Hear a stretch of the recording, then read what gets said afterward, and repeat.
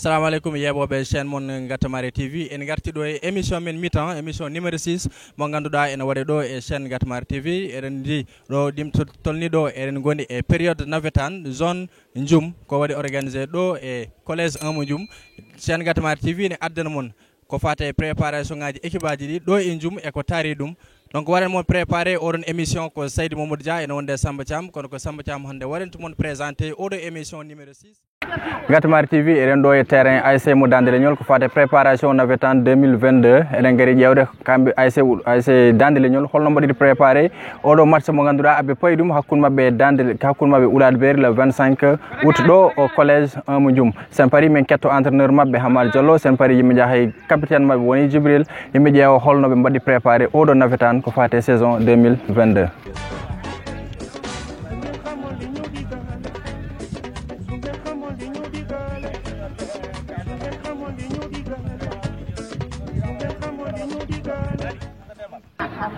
Bon, merci M. Thiam. Donc, avant tout, je saluer l'initiative d'abord. Ça montre tout simplement que vous êtes en train d'innover. Parce que je pense que il faut regarder le monde entier et on dynamique. On a dit que nous avons recommandé de saison et bismillahirrahmanirrahim. Alhamdulillah rabbil alamin. Donc, comme nous disons, là, c'est dans l'Union comme chaque année. Et on est dans les préparatifs. Maintenant, Eden Hen, Eden Badagorfon, on le mieux pour remporter le trophée. Donc, Amin Hen, Digo, Amin Ligo, Hen Sukabe et Légal Fof. Et que vraiment nous prions que l'affaire au Fof, ça se passe dans la paix et que Ganden, esprit football, que Holdum, on y aurait dit Fof, Njidi, Munji de Bab. Ou de violence, Gorfof Ara. Adda ko ganda kanyum siki ko dum non rokkar dum victoire et puis ko way wonde fof ko Ndioum heddoro c'est Ndioum qui gagne dans tout ça donc ko dum jogi non mbede hala hen voilà préparatif o et équipe côté physique côté psychologique fo mal équipe o pari pour affronter match on Oulade Berry bura hen artuno fe match Oulade Berry oui match contre Oulade Berry je pense que ko nder legal goral donc ko noddami hen surtout woni ko yimbe yo gartere haqillaji mumen ganda dum do ko football tan kadi fotani addude gor fof ina mettinana goddo walla ina tikkana goddo foti ko tagde yimbe ne bada renforcer relation ji men yimbe beedo wowdirde beedo suusodirde ko dum woni objectif je pense nawetano donc eden noddabe hen eden invite hen kala biddo Oulade Berry naajo eden invite hen kala biddo Dande Leñol naajo enen non eden do en pari physiquement et mentalement et fof sukabe fof ndarima kambe buri heppande sax je pense la date du 25 pour hollirde vraiment ils sont prêts pour honorer vraiment l'ASC Dande Leñol contre EO de saison pour Paden. Voilà, quel est l'objectif visé? Holko Dande Leñol wadi visé hit rawane indi on keban yettiyade final hol objectif modon visé hande nawta. Oui, rawane bon on peut pas dire que min keban yettiyade final parce que en gandi saison rawane on yari mais quand même bon tout compte fait que enen neddo fof je pense ça fa saison objectivement c'est de remporter la coupe et inchallah rabbi min dum won objectif amen. L'objectif, c'est de remporter la coupe et vraiment de rendre hommage à notre père, M. Baïfal. Hollirdem aussi vraiment que l'ASC Dande Leñol, il restera toujours dans nos cœurs. Quoi. Merci. Bon, salam alaikum warahmatullah. Bon, le 25 contre Oulade Berry Misouda, préparation, Gilenaïtan Fundo, Amin et préparation. Juste pour préparer, non pas le premier match, mais que Navetan Fof. Parce que l'objectif amène que goto woni objectif équipe il faut jogui donc objectif principal ko premier match contre Oulade Berry ko joude dum e gagnade dum en kebino yaade toto terrain ASC Dande Leñol en kedimo ton capitaine mabbe o biitedo Djibi Ndiaye e mo ganduda on Mouhamadou Diallo woni entraîneur ASC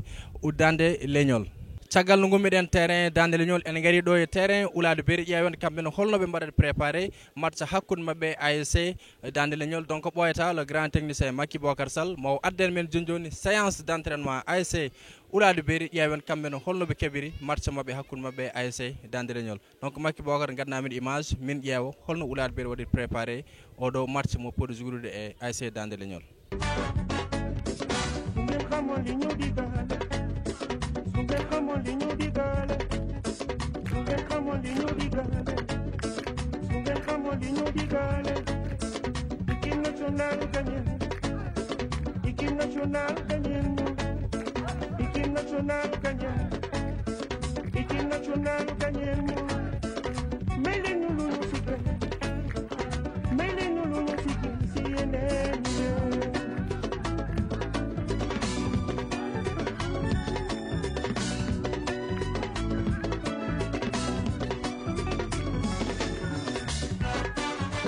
caggal no parɗen yebde séance d' entraînement o ko ASC Oulade Berry match mabɓe mo mbaɗa préparé hakkude mabɓe ASC Dande Leñol match joué le jeudi le 25 août 2022 eɗen dardi ɗo e entraîneur mabɓe wacima calmodira e wa chaîne Gatamare TV. Assalamu alaikum rahmatullahi wa Gatamare TV mi salmini moon boni fof inde mum e yettode mum woni bacce e makki bisimilla moon e legal moon bisimilla moon e terre Oulade Berry. Voilà coach min namdoma holno mbaɗirta préparé saison oɗo en tant que a waɗama nommé entraîneur hikka an foti jogade équipe Oulade Berry holno mbaɗirɗa préparé saison bon bacce a jarama o équipe o de hikka amine entraînement début mois de août o amine ko physique o min baddanno d' abord min jeehi ha dow amin physique o e dernier moment noon ko amin jagga balo min batti kam tiktak uji ɗi e affaire o foof dal min baddi hen dal ko mawɗum kam ko fuɗɗi ko arde kam machallah e mufti waɗ machallah. Voilà match poɗɗo joude hakkude mbawmi wiide boom ko hoddiɓe moon won ASC Dande Leñol kadi eɗen mbayri ko match derby wonɗo net jum fone fada ɗum beele a paari hande pour wawde fiide ASC Dande Leñol. Bon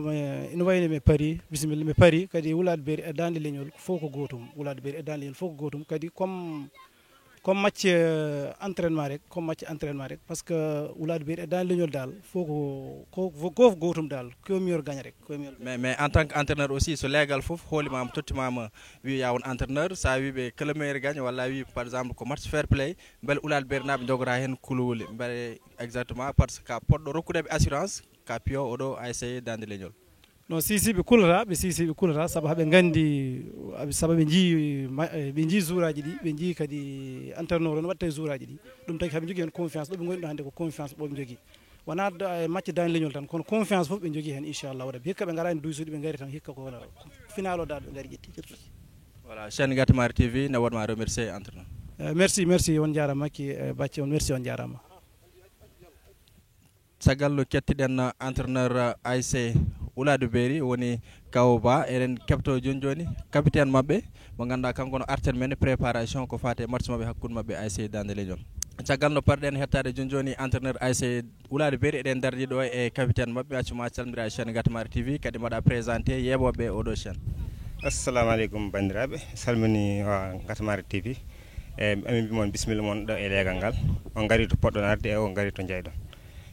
gatnamin seeɗa préparation moon ɓuuren arde no fewi e match moon e Dande Leñol beele cikkuɗa match oɗon mo weeb non match amen contre Dande Leñol wawa webde quoi parce que Dande Leñol ko sous quartier e nder Oulade Berry quel que soit station match o ko derby quoi Oulade Berry Dande en plus Dande Leñol ko équipe mo gandanɗa hoorema équipe mawɗo e nder jum kadi équipe mo mbaɗmi respecté surtout eyyi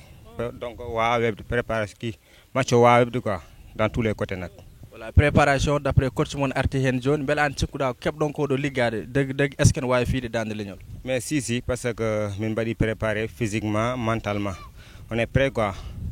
parce que Dande Leñol ko équipe gandanɗa hoorema comme no mbirnomi ni début o rek ko équipe mawɗo mais minen min mbaɗi préparé bien vrai que min mbayri fottude surtout nak match de poule peut être que guil 2013 mais wadde match o wawde min pari physiquement mentalement amin pari quoi parce que min mbaɗi préparé côté physique o min mbaɗi hivernage quoi. Voilà dernière question moɗoma posé en ɗi Dande Oulade Berry heeɓi wadde recruter certains joueurs pour arde jour ɗo ko bano Seribane en ɗo walla Samba Sy ɓeɗon beele aɗa sikki won apport mo mbawi addande équipe Oulade Berry hande. Mais si min mbaɗi recruter presque 4 éléments il y a Mamadou Satik Seriba Samba Sy et Malik Thioté et bien vrai aɓe ko atout e nder équipe o quoi c'est un avantage quoi mbawi addande équipe o ko heewi mais min liggodiri guilɓe gari faade joni amin liggodira normalement quoi parce que min jii jolɗe kewɗe cukkimo hen donc min mbiyami ko avantage woni ɗon ko atout e nder ɗum ɗo min pari pour wadde affronté Dande Leñol. Voilà chaîne Gatamare TV ne waɗma remercier. Ok merci wimon on jarama no fewi e wi kadi aussi mi waɗa lancé message goto rek parce que Oulade Berry Dande Leñol jiidi yummu goto e baba heddi ko min joue match o dans le fair play quoi min joue ɗum e fair play min ganda football mon ko 3 choses woni hen nil victoire et défaite donc min ganda ko football o rendini amen donc minen jiidi yummu goto e baba essentiel min mbaɗa ce qu'il faut ko namni ko min tottira ɗum haniri ni mais ɓe ganda kadi ko football quoi ko football so match o gasi rek kadi gasi eyyi Voilà, merci beaucoup. Ko dum woni ko men gaddanno mon e émission mon numéro 6 émission mon biteede mi-temps mo ganduda heblen mon dum ko Seydou Mamadou Dia e Samba Thiam kono ko Samba Thiam wari mon dum do présenté Seydou Mamadou Dia o mon to e collège 1 Moudioum o ƴewana men holno matchuji gondi toon holno dum sifori fof waw adde do e chaîne mon Gatamari TV. Donc e odo match hakko AC Dande Leñol e ASC Oulade Beeri ko match mo ganda yimmen pala dum sababu ko be hoddibe kadi won derby gondo hakkude mabbe ene wayno be mbayri fottude mais inchallah jeudi le 25 août kala jiddo andude ko labote odo match rendez-vous Gatamari TV rokki mon rendez-vous toto collège 1 Moudioum ƴeewen holno odon match jogorde sifrade odon biya kadi hormon jejjit wadde abonné odo chaîne Gatamari TV kadi mbadon activer la cloche de notification belle kala ko wawi arde e odo chaîne wasa mon humpude donc eden bi mon ha gongol inchallah sur un autre numéro de votre émission mi-temps.